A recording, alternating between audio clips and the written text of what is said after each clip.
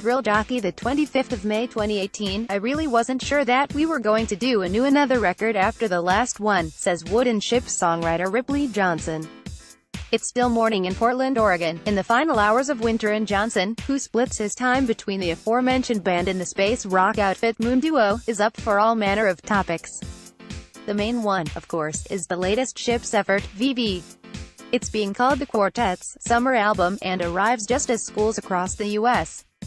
are being let out and students of all ages are eager to find the soundtrack to their Memorial Day to Labor Day adventures. Johnson explains that the concept came to him during a 2017 Moon Duo tour. I wanted to do something more in that classic rock kind of vein. I got in touch with the other guys and made a pitch that wouldn't involve a lot of commitment on everyone's part. That we did very quickly. We'd hand everything to the label. We wouldn't have to do a video, we'd do our own photos. It would all be very fast, and we'd make it fun. The others, Omar Sanadin, drums, Dusty Jermier, bass, Nash Whalen, keyboards, dove in, tracking the basic tracks in Portland and maintain the relatively light vibe Johnson had initially envisioned. Part of the idea was to do a record that had some kind of optimism, he recalls. Some kind of bomb. It's me trying to digest a lot of stuff that's gone on over the past few years and reorient my outlook on things without being too depressed. You live in Portland now. The band was based in San Francisco for many years. Where's the band's true home now? We're half in Portland, half in San Francisco. Our MO has always been kind of weird. We've always been the reluctant band. Touring has always been difficult. People have other things in their lives that they like to do. It's not a full-time thing, and it's hard to be a part-time band. When recording and touring is over, everybody goes their separate ways, and then we reconvene to do a project. If everyone's up for it. We work primarily out of Portland because our drummer, Omar, is here. He's the only one who has a kid, and that sort of gives him power over everyone. And rightfully so. The great thing about Portland is that there are basements, so we have a basement with a rehearsal studio with all the gear and recording. You mentioned being a reluctant band from the beginning. Does it make it difficult to keep your momentum? I think it's harder for the label. I think there's a different approach to releasing records. Things move at a different speed than in the past. A band used to be able to put out a record, tour it, then disappear for a couple of years, come back and do the same thing. Now, I think there's an expectation for bands to put out a new record every year and constantly be doing things, constantly being involved in social media. Keeping the name in the public consciousness. That's cool, in a way, but it doesn't really fit with our style. At the end of a cycle, I usually think, well, that's probably the last thing we'll do, then, a little while later, I'll get the itch to do things with those guys again. I guess I'm the one to instigate things because I write the songs. Does making a Wooden Shjips record or writing Wooden Shjips songs take a lot out of you? No, it's just the coordinating of schedules. This is why bands break up, because people move in different directions. It's like planets pulling away from a sun slowly over time. It can be a challenge to get everyone into the same orbit. People have to take time off work, travel. Since I'm a full-time musician, it's just a matter of shifting from Moon Duo to Wooden Shjips.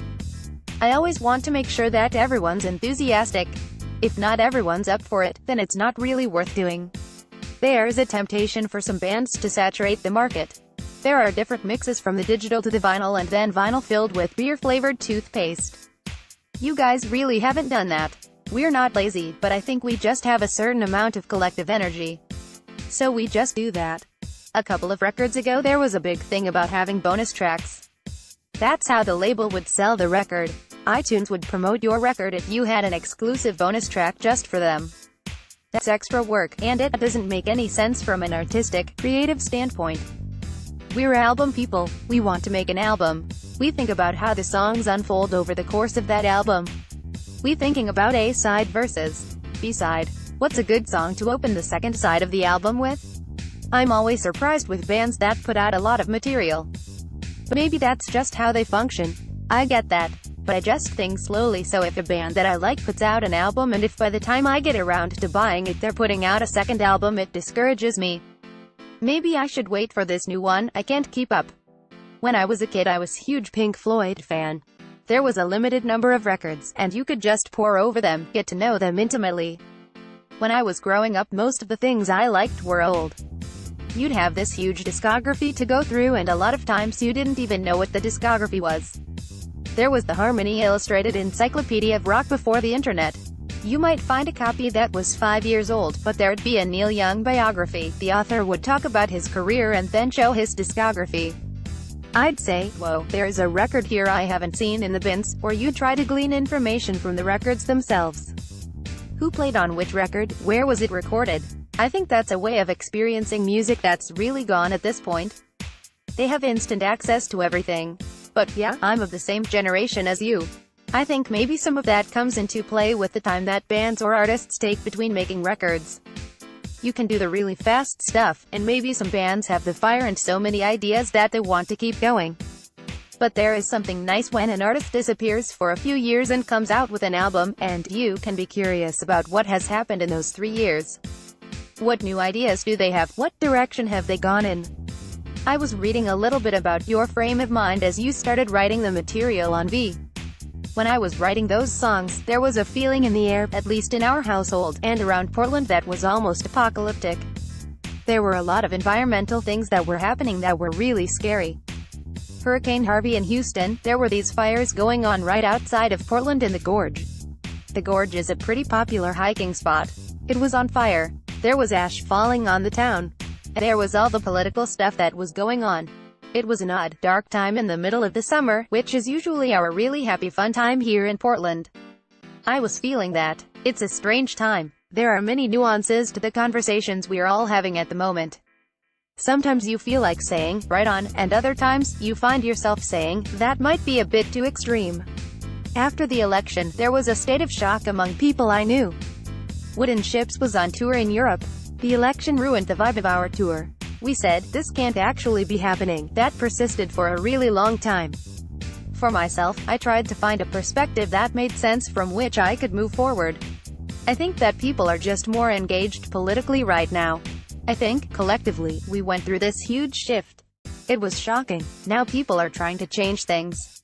They were feeling pretty comfortable with the cultural atmosphere within the United States, and maybe now they're trying to address some of those things. There is something about being abroad during shifts like that. I was in Europe on 9/11 and for months after, and I really had to examine myself and what I believed in the wake of that. One of the things that actually helped me was to look at history and think about times when people had to go through this kind of stuff and what they did. I looked to the late 60s and Vietnam and Richard Nixon. So many things came out of that period that I love. When you look at what was actually going on at that time, it was terrifying. But it's inspiring to look at it and say, look at all the good things that came out of this period. Our culture was pretty fucked up, but we got through it. As you're writing songs that are intended to respond to that or try to find a path out of that, were you more cautious about what you were writing? No. I usually just write and then analyze it afterward. In this process, where I have to do interviews and explain myself, I learn a lot from talking it out. When I look at the songs, I see a reflection of my life at the time I was writing them. Some of the songs refer directly to what was going on at the time, but it's not a case where I address it directly. I just want to write something good and think about what it means after that.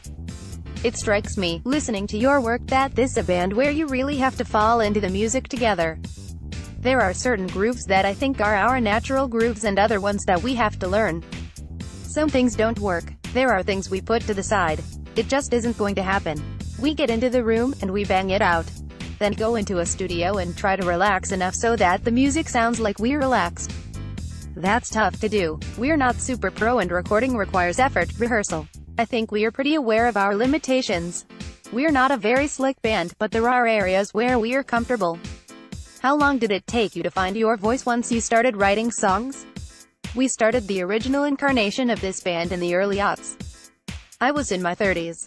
So I spent my college years, my 20s, playing music and not really knowing what I was doing. I was probably going in a bunch of different directions. When I decided to do the Wooden Shjips stuff, when I had the idea for it, it was pretty clear to me. I had an epiphany at some point. It was more about what I didn't want to do. It narrowed everything down to something very specific. That focus was pretty easy to find. I don't read reviews of my records anymore, but around that time, I read one that started, "Does anyone really need another Wooden Shjips record?" Laughs. Fair enough, probably not. But does the world need 5 records by the Seeds? I do. I don't know if the world does. I think we've changed slowly over time, and that's been the part where I've been exploring different ideas. I know what my core interest is as a musician and a songwriter, and from there I know where to go. I know we're not going to do a reggae song, but I listen to dub and reggae, and maybe an element from that can come in. We can use an affect or a subtle feeling. When you're young, you want to cram all your interests and everything you love into something, and it's hard to find that core voice. It takes work. Do you feel like there was an element of time that allowed Wooden Shjips to thrive? Like you arrived at the right moment? Absolutely. When I was younger, a lot of stuff that I liked was bands that were considered underground, stuff most people didn't know about. Now, everybody can find everything. I think that if we started the band now, it might be easier to reach people. But you have to stand out in some way. It's hard to get anyone's attention. I think we came around at just the right time. People had just started blogging about music. When we released our first music, people wrote some favorable things, and that was the beginning. If we had done that 5 years earlier, I'm convinced that the record would have gone nowhere. How much do you have to deal with purists? I think of heavy metal bands where, if there's the use of one harmony or a certain type of vocal, that's it, the audience can't hang with it. Metal is like dance music.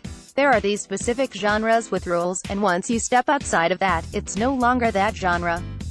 In dance music, it's a certain BPM. Metal is interesting because it seems like if you play within the rules, the fan base is really dedicated. Both of my bands have started with rules. We're going to do this, and we're not going to do any of this other stuff. I think in Wooden Shjips we had a manifesto: no drum fills, no more than 3 chords. We were the only ones who knew them, so we could break them very easily. I don't think Omar recorded a drum fill until our last record, and that might have been me that recorded it. Laughs. It should be about breaking the rules, and it becomes about conforming. You have to wear a metal band's t-shirt to be in a metal band. This is the good thing about psychedelic music, it's not actually a genre. If you said psychedelic rock, you could maybe make a case for that being a genre. But even within that, there are so many different styles: the jangly birdsian stuff, the garage stuff, the Black Angels drones. There's hip-hop that's trippy and psychedelic. There's pop that's like that. It's not a genre, so that's the great thing. You can kind of do whatever you want.